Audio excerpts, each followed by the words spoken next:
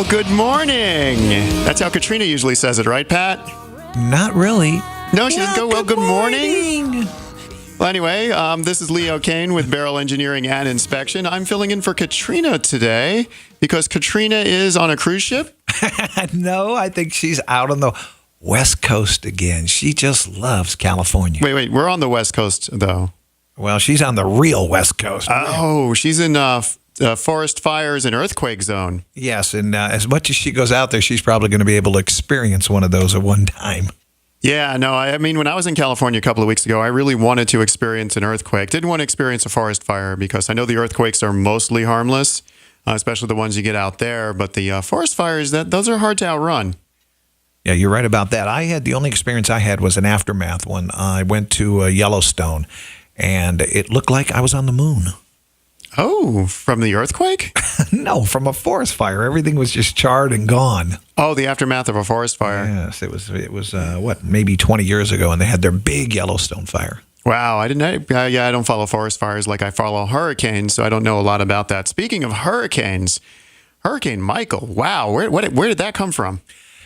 Well, one of the funny things about that, we talked about this on Monday's show on Beyond the Law with Stan Geip and Dave Papa, that I said, this thing could, and I just had a feeling when it got out in the Gulf that it could get bad. And I said, this could be a 3, maybe a 4. And what happened is, here it is now in the aftermath. Yeah, I mean, I've seen pictures from Mexico Beach. I mean, entire areas leveled, 800,000 people out of power.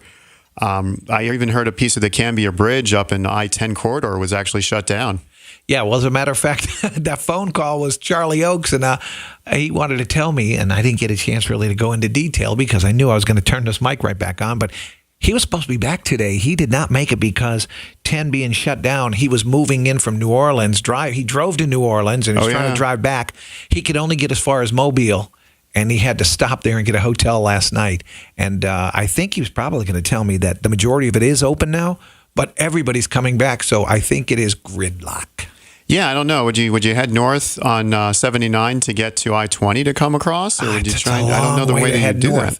I think you have to go up through Virginia to get home.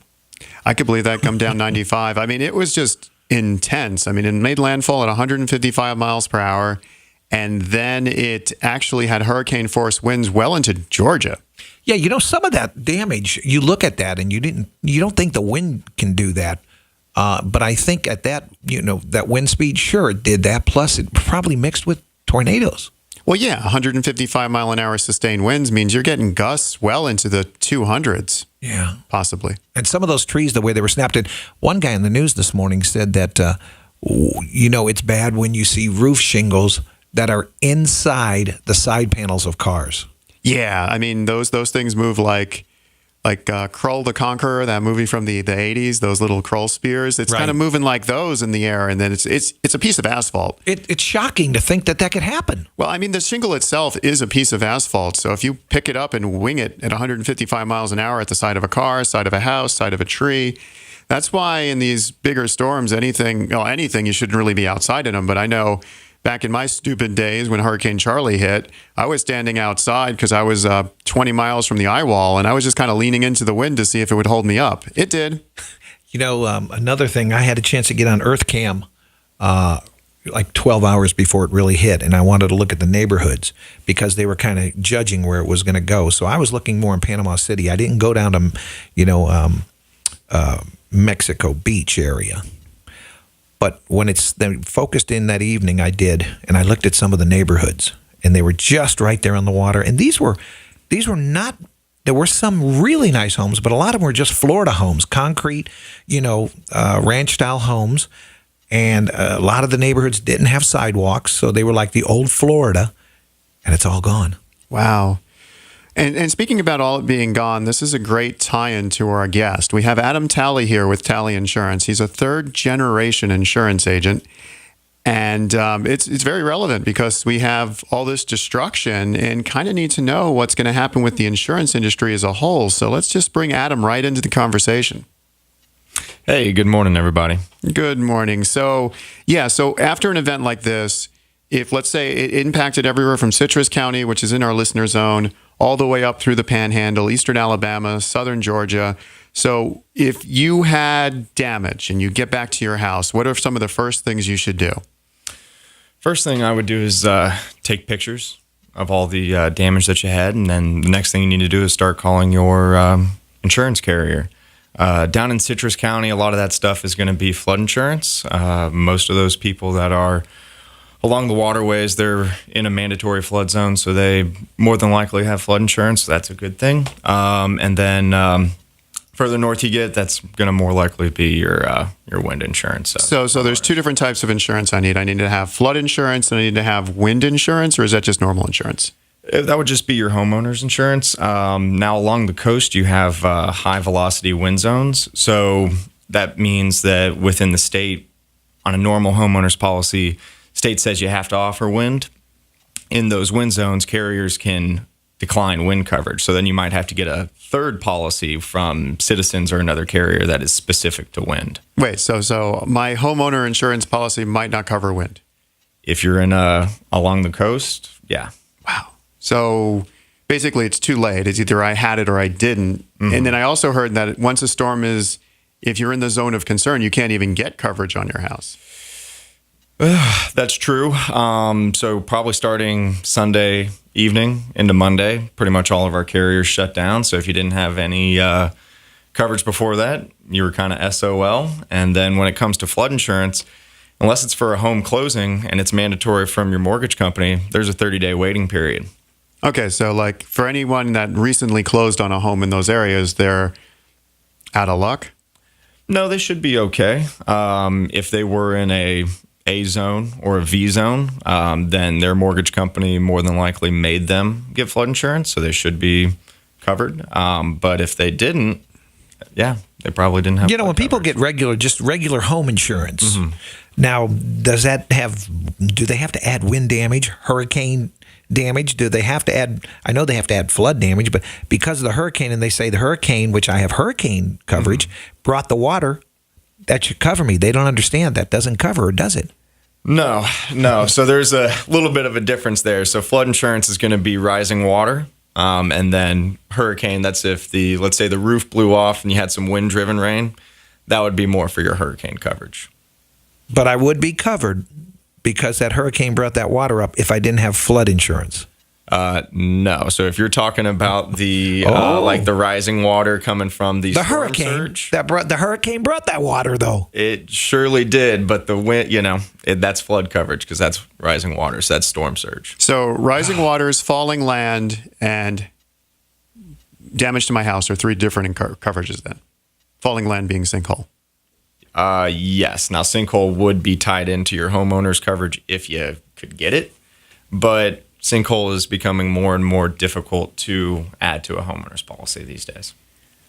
Okay, so I've come home, I found some damage, I've taken some pictures, I've called my company. They've now told me it's going to be 3 to 4 weeks before someone comes out to my property. What's my next step? Find a hotel. And is that going to be covered? Yes, so there is loss of use built into pretty much every homeowner's insurance policy. So that would cover for your expenses when you're in a hotel, your extra food costs, that type of stuff to get you by. Because unfortunately, even though your house is blown away, that mortgage company still wants their mortgage payment. So one of the problems they have in Panama City, though, the insurance company's blown away also. You know, they said yesterday that both hospitals were gone too in Panama City. Wow. Yeah. Is Spinnaker's and what's the name of the only other club in Panama City? Are those two clubs still standing? Well, let me tell you something. Pineapple Willie's, Spinnaker's, and a couple others. I was watching all of those on the way in when the hurricane was coming in. There is no watching any of those right now. They are not hooked up to any kind of electricity. So, no. Oh, wow. We don't know. Well, it sounds like, according to our cue music, Katrina is telling me that it's time to take a brief commercial break. And when we come back, we'll continue to learn more about Talley Insurance. And I've got exciting news. I've got 3 listings that the show is about to announce. I can't announce them. So the show itself is about to announce 3 listings. And as always, if you got any comments or need a quote on your homeowner's insurance, call us at 813-377-2775. That's 813-377-2775. 2775. That is our off-air number. And if you text insurance or quote or something, we'll figure it out. This is Leo with Tampa Home Talk. We'll be right back. Welcome back. This is Leo with Beryl Engineering and Inspection. I'm here with Adam Talley of Talley Insurance, and we are back to discuss the hurricane, the insurance coverages, and we'll get a little bit into how to get insurance. But first, I've got some awesome news. The show, not Leo, is about to talk about these listings because Leo can't talk about listings, but Katrina can. It's Katrina's show. I just tried to call her. No, she cannot because she's not awake yet. Oh, she can't talk about the listings either? Well, she could if she was awake, but I just tried to call her hotel room and she's not picking up. Well, the trick to go into California is, and I did this 2 weeks ago. It's a 3-hour difference. That's yeah, but you just never adjust. Well, apparently she hasn't. She adjusted very nicely. She's still visiting with the Sandman. She's like gone to the chiropractor out there, got instantly adjusted, and now she's going. So just pretend I'm Katrina right now, and I'm about to announce 3 listings. These aren't even on the MLS. These are coming soon listings. We've got 27422 Sky Lake Circle in Wesley Chapel. It's a 3-2 at 690 square feet. I believe it's going to be listed at $235. Then we have 440 Meadow Lark Lane. This one's in Palm Harbor. It is also a 3-2 at 1,600 square feet. And that one is $300,000. And then we have 1163 Ridgecrest Court, also in Palm Harbor. It is a 3-2, 1,781 square feet for $250,000. So they say the average home price is around $250,000, and I've got 3 properties all in the average home price. So if you're looking for the average home price, a nice 3-2, 1,600 to 1,800 square feet, we've got 3 coming soon listings just for you. Now, a way to get more information about these listings is to text Katrina's line at 813-377-2775. That's 813-377-2775. And a little later, I'm going to talk about my active listings not mine, the show's active listings. Be very careful about that. Leo, as an engineer, does not have any real estate listings, but this show and Katrina does. And I'm so excited about these listings that she just mentioned to you. I wanted to ask you about your week. I've not had the chance to do this because Katrina always comes in. There's so much to talk about. But what did you do? What did you inspect this week? What homes or what businesses did anything go on? I didn't get much sleep this week. I was basically coordinating with my law firm partners and my public adjuster partners an attack and a strike team method for going up into the Panhandle to start getting ready for claims. So you're going to probably be away from us for a while? Oh, no. Okay. We have representatives who will do the inspections. But yeah, we were basically gearing up. I didn't sleep at all Tuesday night, Wednesday night, just on the phone late. We've got some roofer partners that are already mobilized up in that direction. We're going to be collecting data because if this is anything like Hurricane Hermine and Hurricane, I almost said Irma. Was it Irma last year? Mm-hmm. Irma last year. The insurance companies are going to be fast with the denials. Just because they don't want to pay out and they don't really have the cash flow to pay out as fast as they would want to. So that was my week.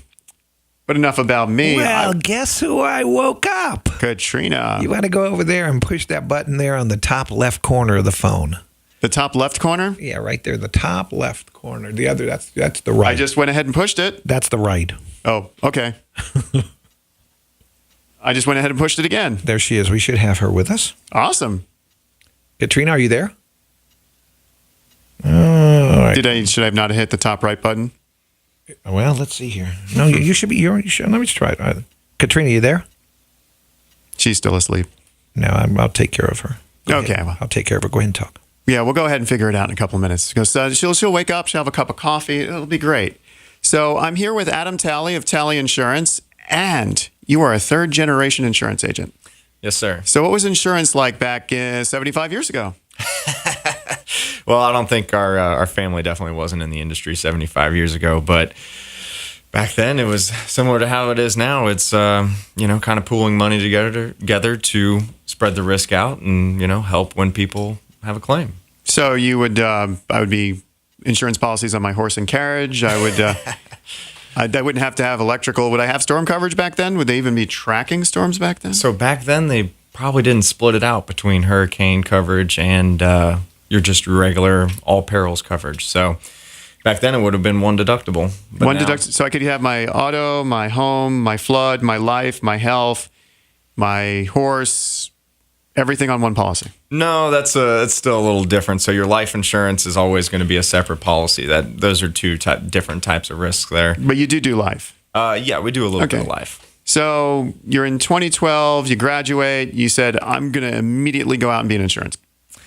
Yeah, so, my family's always been involved in insurance. I definitely took an interest to it, but I wanted to get some experience outside of the agency. So I worked for a company called ASI, which is now owned by Progressive. Oh, nice. So if you see a Progressive bundle out there, that homeowner side is tied in through ASI.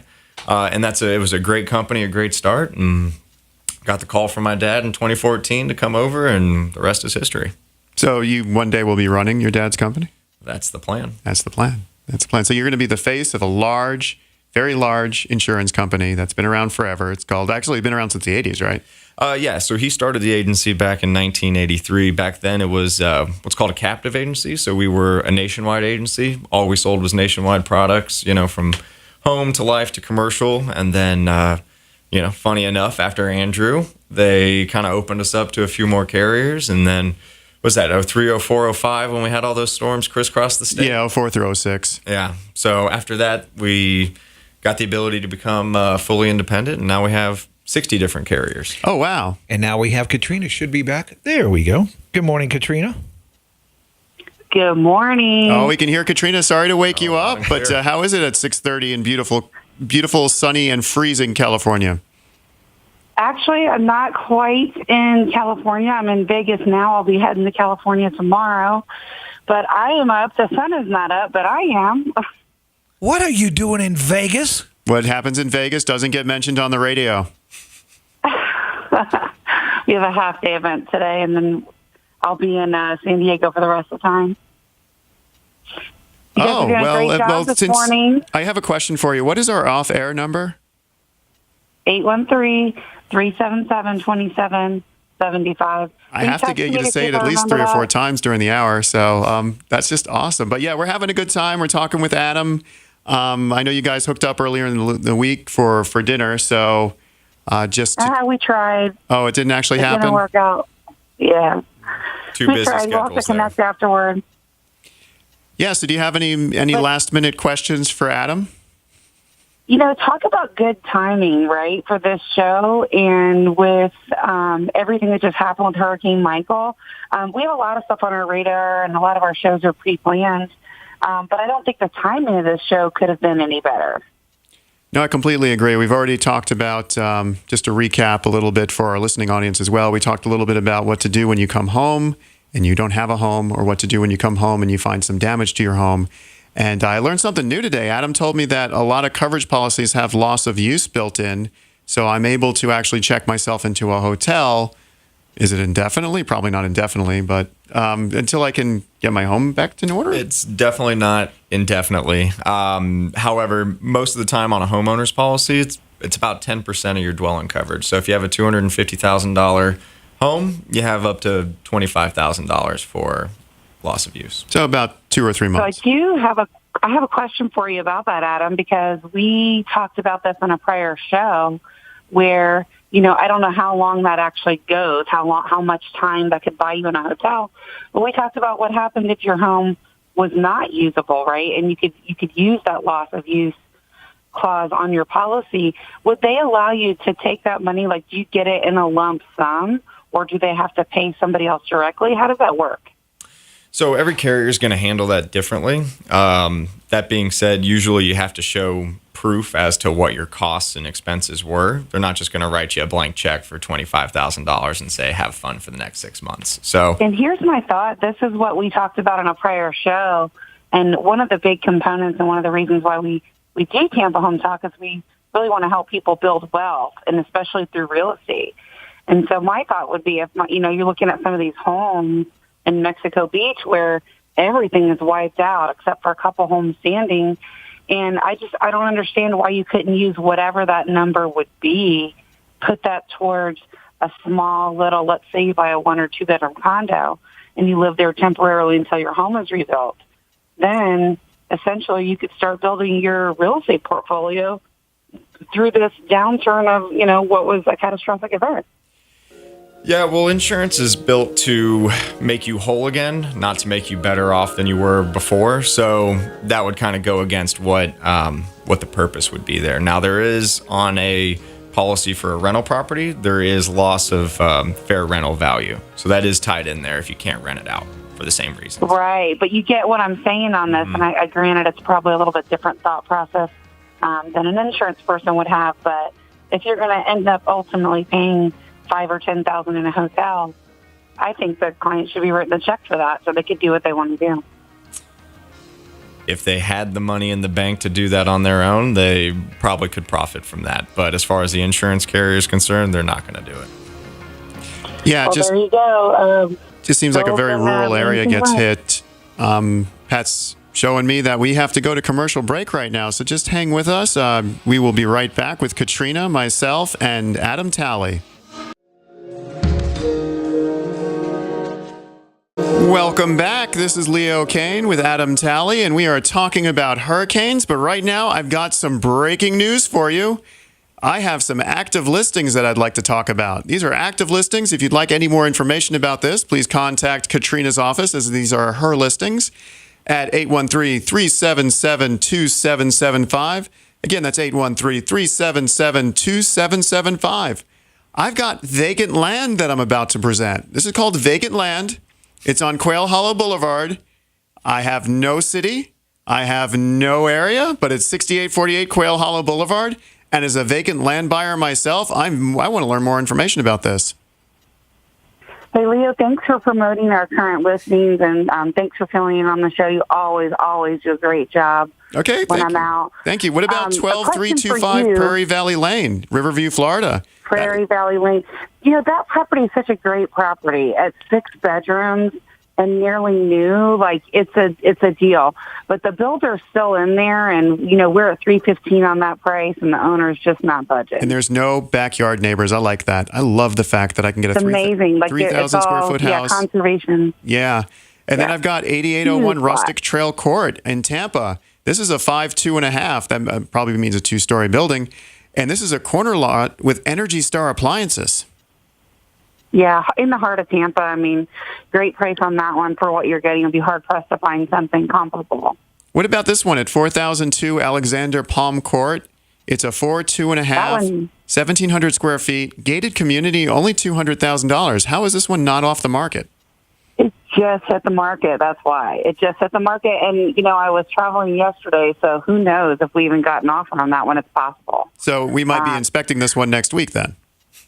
You may be, yeah, unless if it's someone else's buyer, we'll have to get you connected with that agent, but it's our listing. And this next one sounds awesome. This next one has a newly roofed pond. It's 6347 Bradford Hill Court, also in Wesley Chapel. It's 4 bedrooms, 2 bathrooms, over 2,000 square feet. Yeah, I'm not sure what you just said a second ago, but I think that listing just hit the market. Like, it literally just went live. And that's in Oak Creek, which is right there in the heart of Wesley Chapel. The home is only 2 years old. The owners are basically looking for more property. And ironically enough, that seller is moving on the river a little bit north. They're already under contract to buy. So it's a great deal for someone else. They've already found another home. That's awesome. So if I wanted to learn more about these listings, who should I contact? Contact us at our off-air number. You can call or text 813-377-2775, 813-377-2775. Well, thank you very much, Katrina. Leo, always a pleasure to have you on the show. I was watching the news, and this would be a great topic for you guys and for you in your line of work. I'm sure you saw the news and some of those buildings that are still standing compared to the ones that are not. I'm sure that's spot on our list for today, talking about the 4-point inspections, but you definitely should chime in on that. And I'm going to catch the rest of the show because you guys are doing a bang-up job. Well, thank you. You'll have to watch the video. Thank you, and Thanks, enjoy Vegas. And don't tell us what happens because it needs to stay there. You got it. We'll keep it off. Have a good week. So, Adam, Katrina was talking about something called the 4-point inspection. What is that?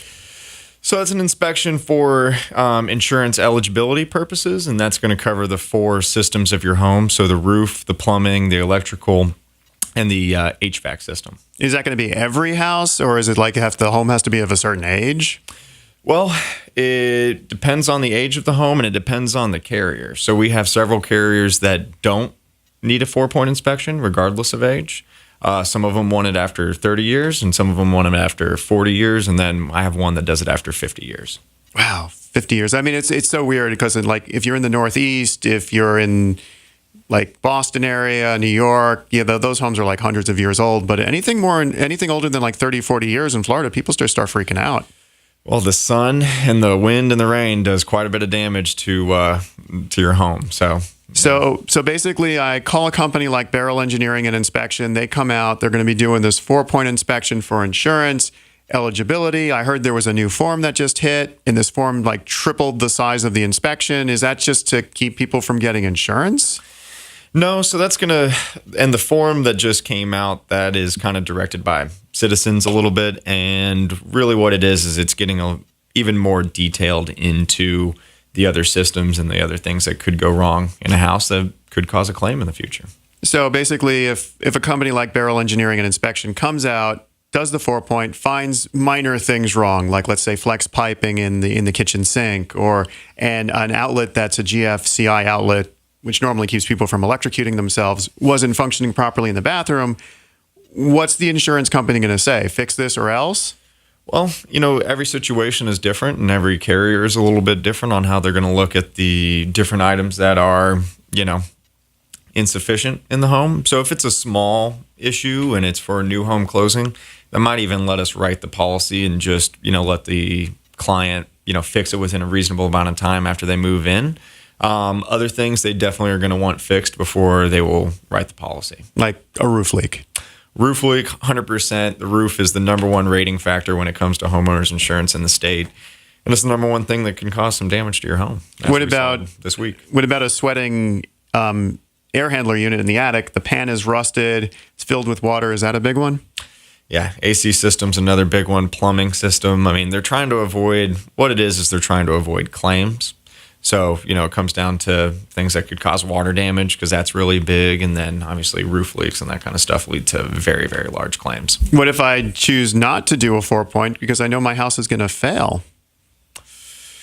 And you're probably looking at, depends on the home. But if it's going to fail, really in all the applications, if you know something that is wrong with your home, on the application side of it, they're going to ask, are there any issues with the home in any of these areas? If you lie on the application, it's a good chance if something does happen, your claim's going to be denied. A lot of those houses, looking at the damage now and before the damage was there, they look like they were probably 3-bedroom, 1-bath, maybe 3-bedroom, 2-bath, or 1.5. Simple concrete block homes, probably when they were originally $55,000 mortgage paid off. Now they want to go back and rebuild, and they go to the insurance company. The insurance company is going to pay them how much for that home that's been totally gone? How much will they give them?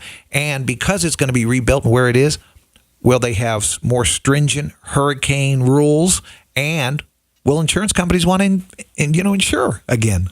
That is a great question, and there's 3 different parts to that. So when it comes to what they're going to pay out, there's a couple of different things. First, your dwelling coverage, that's going to be the maximum that they're going to pay out, and that's based off of a replacement cost estimator. So that's where we put in all the features of your home, and the program tells us how much it would be to rebuild brick by brick. That doesn't come off the appraisal?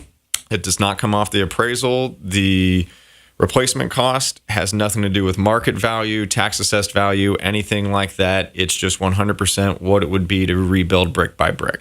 Some of those people would be better off than not rebuilding and selling their plot of land. Pretty much. Depending on where it is, you might be right on that. And then there is a coverage called ordinance or law coverage, which is usually a percentage, maybe 10%, 25%, something like that. And that's money above and beyond your dwelling coverage in case it costs more to rebuild your house due to the new county codes, laws, that type of stuff. So typically on those older homes, we definitely suggest that coverage because a lot of things have changed since the 50s and 60s when it comes to building codes. And then the last question is an insurance company want to insure that again in that area? Yes. Now, I would say the rates are going to be a little bit more reflective of the risk. That being said, they usually don't ding you for catastrophic losses, okay? Because they know that has nothing to do with anything that you did, anything with the house. It is simply something that is out of your control. And will some insurance companies go out of business after all of this? They could. We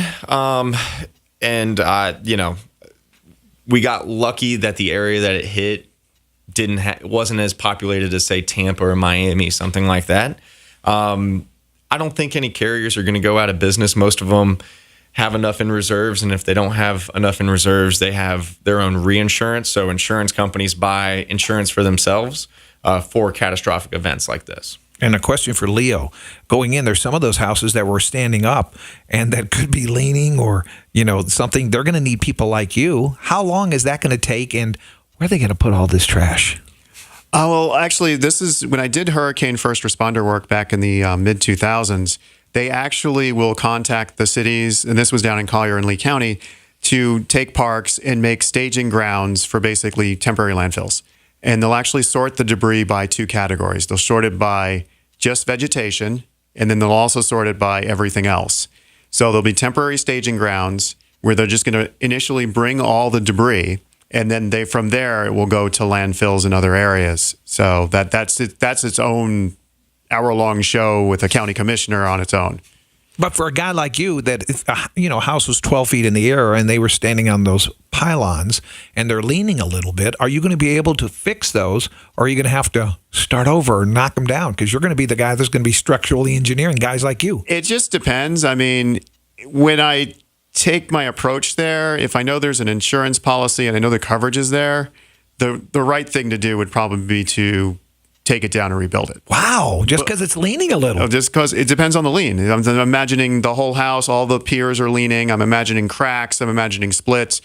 But there's also other things you can do: cross bracing, you can do scabbing, you can do, if there's just minor damage, there's a bunch of things you can do to kind of reinforce those. And when you have to think, the helm is elevated in a flood zone or in a high wind zone, it's elevated. Those piers are going down into the ground. It's meant to withstand what's called the scour effect. And that's the engineering term for the storm surge. That scours the pylons, and it pulls, and it goes in, pushes, and then pulls, pushes, and pulls. So that's called a scouring effect. So it just depends on how much impact that had. But all that would be in the flood insurance policy. And one more question. What if a bunch of people take a bunch of trailers up there and they say, hey, I'm going to clean your yard? Who's going to pay them for that? Will the insurance company pay that? To clean your yard? Or yeah, get the debris. My removal? house is down. My house is down now, and I'm going to take this stuff out, and some guy's going to come with a big trailer, a big truck, or a big flatbed truck and take that stuff out. Does the insurance company pay to clean that up? So there is debris removal in quite a few policies. Now, that being said, I'd be wary of hiring a third party without talking to your claims there are a lot of those first. guys are headed that way, like a lot of roofers are headed that Right, way. and you have to watch out for scams. I mean, FEMA will pick up at your curb. They will, the FEMA, because I did this as part of the work I did, the FEMA will contract through local municipalities who will contract through people with trailers. If you get your stuff to the curb, they're supposed to take it away. Did you see the property? There are no curbs left.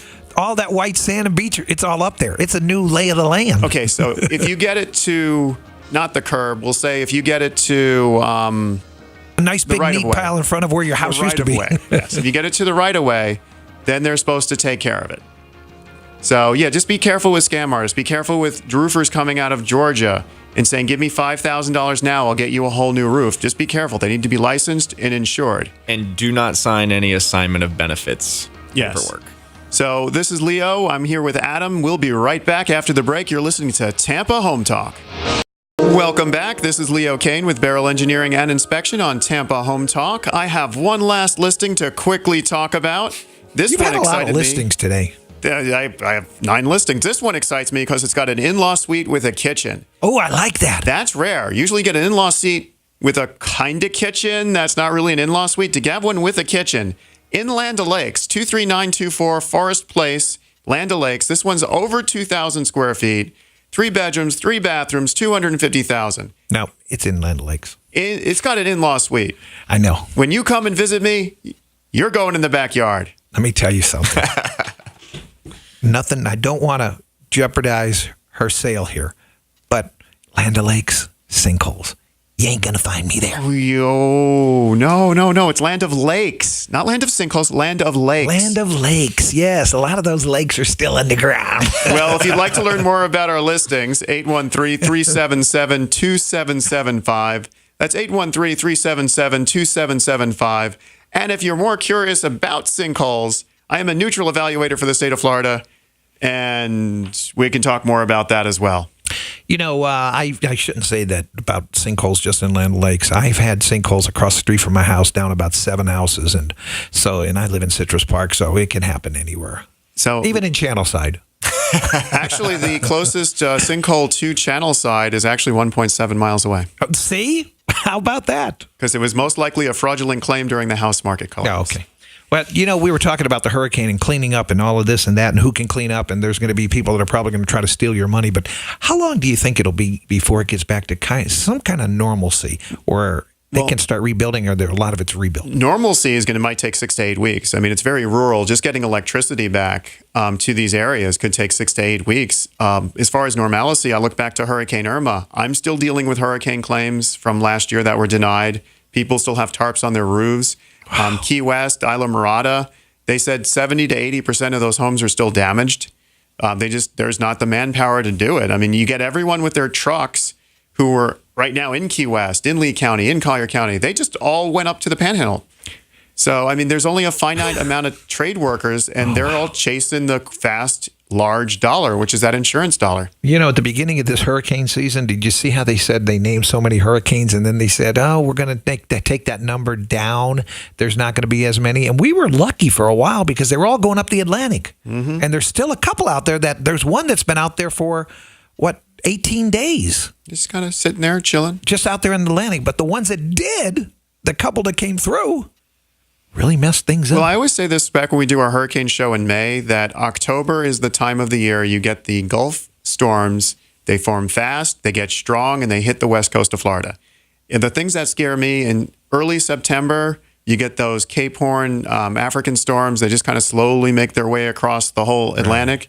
Those are the two areas you have to look out for. But this is the time zone. Mid to late October is where you get storms in the Gulf. And if you get a storm in the Gulf starting right off the Yucatan, it's coming towards Florida. Speaking, it came off the Yucatan. I do a lot of cruising and I'm down in the Yucatan off Cancun and Cozumel a lot. This is where that was created, right off Mexico, that part of it. That's where it started churning up. Here's the crazy thing. It goes straight up the Gulf and hits Mexico Beach. So it went from Mexico to I think this was a Mexican hurricane. I think it was Miguel. Wait, does this hurricane mean a Corona got a lime? I don't know about that. I don't think we should joke anything about that, but it churned up, and I knew I possibly was going to be tough when it got in that warm water of the Caribbean. I mean, in the Gulf. Yeah, when they said it was going to turn into a major storm 200 miles south of Florida, right, I knew that we were in trouble. And then what was most interesting to me is on Tuesday, I looked at a satellite image when it was even with Tampa. It was bigger than the state. Yeah, it was, 200 miles wide. It was. And the thing that they can predict now is where it's going to go pretty close. With the spaghetti monster model. Yes, they've got that down to a science and art, and it's almost, they can tell you exactly within a few miles where it's going to go, but they cannot predict how severe it's going to be. It's all by pressure. So let's bring Adam back into the conversation. Just how do we get a hold of you off the air? I mean, you can always contact us at our off-air line at 813-377-2775. But what about if they just want to reach out to you directly? Oh, perfect. Our phone number is 813-685-9393. Email is info@ctalleyins.com, and then you can also contact us through our website, which is ctalleyins.com. You want to repeat your phone number one more time? Yeah, that's 813-685-9393. Awesome. And do you have any parting words of wisdom for us? If you had hurricane damage, like I said before, please, please, please be very wary of signing any forms directly from a contractor.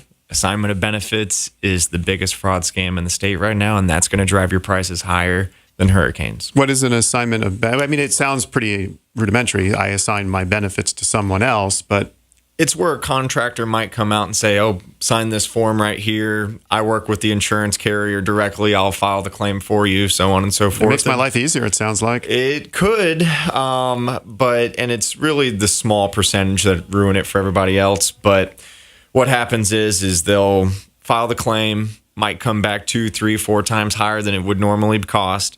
And then when the insurance carrier denies it because of the triple, quadruple cost, that contractor, because you signed your rights away, can sue the insurance carrier in your name. So you could have a lawsuit in your name against an insurance company because you signed a form because you wanted to get your roof fixed quick.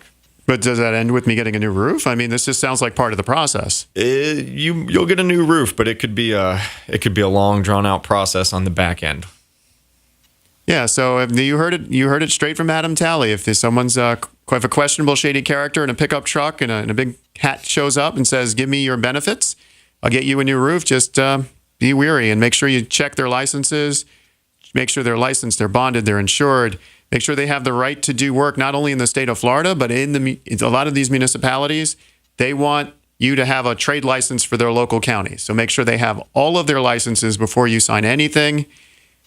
And when they start doing this work, the light trucks and they go out there, do they start in any certain area? Because I thought they'd start from the beach and work back, but probably not. No, they start with their high things like schools, shelters, hospitals. They have a system of priority on and putting juice back in. Oh, okay. So that's why some people in Puerto Rico that were probably way out in the outer areas or closer to the mountains, they were last. Yeah, of course. And it sounds like Sounds like this was a very exciting hour for us. No, it's not over yet. It's not over yet. You always trick me with that. It is, though. This hour flew by. It did. This was fun. It was fun, and it flew by. It was very powerful, and it was strong, and it was hopefully not full of wind. It was huge. It was huge. Huge. But anyway, this is Leo Kane with Beryl Engineering and Inspection on behalf of Katrina Madewell with Tampa Home Talk. We are excited to be here. She will be back next week. We've had Adam Talley with Talley Insurance. Love where you live, or let us fix it. Or love where you have something broken and you'll inspect it. Love where you have something. Well, how could you love something broken and inspect? And you'll fix it. We'll fix it. We're just trying to talk up to the post here. That's true. So love where you live, or let us fix it.